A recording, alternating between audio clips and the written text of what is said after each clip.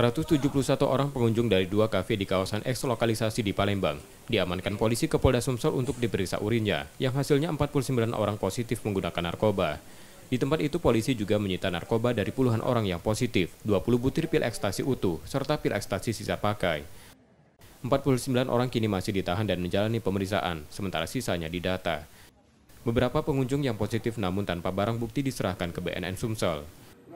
Kita melakukan razia di kafe Batman dan kafe Star.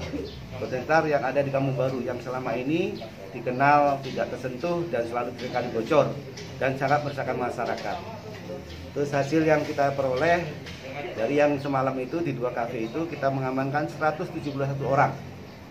Kemudian kita laksanakan tes urin di kantor karena nggak mungkin di sana kalau kredit tidak ada broadcast.